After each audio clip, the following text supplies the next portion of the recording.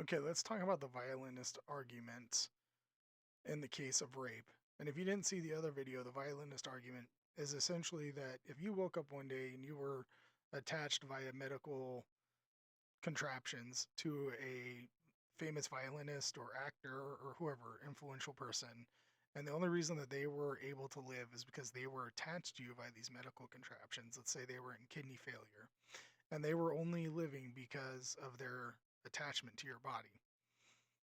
You would not be obligated to maintain that attachment. You would not be obligated to keep that person alive. And as I said in the last video, this is a powerful argument in the sense that it's true. In that situation, you would not be obligated to remain attached to that person.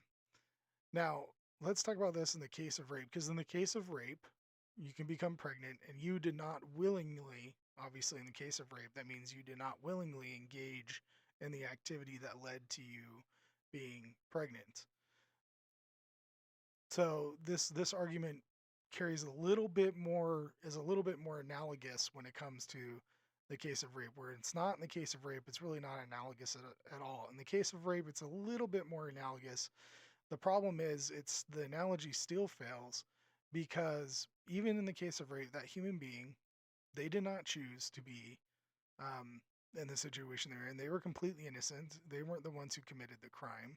And again, this is by nature how we all begin. We all begin by being conceived and in the womb. If you took the ultrasounds of two different babies, one conceived in rape, one not, you wouldn't be able to tell which one was conceived in rape because we all go through this process. This is just by nature. This is how this is how humans begin. So even in the case of rape, when you didn't willingly participate in the act that led to you being pregnant, there is still a human being that is there, that is begun in a natural way. We're not talking about a human being that's dying of natural causes that you have no relationship to, that you have no obligations to. But even in the case of rape, that baby, that innocent baby, right there, they didn't force themselves upon you.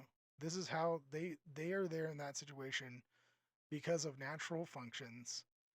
And again, this is just by nature how human beings are begin, are brought into this world. They enter into this world in the womb. When they're in the womb, they're already in the world.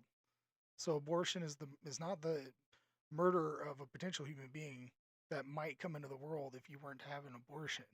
Abortion is the murder of a human being that's already in the world, that's already here. And I'm going to actually do a third video as well, with some other general observations that I think will help round out why this analogy fails, even in the case of rape.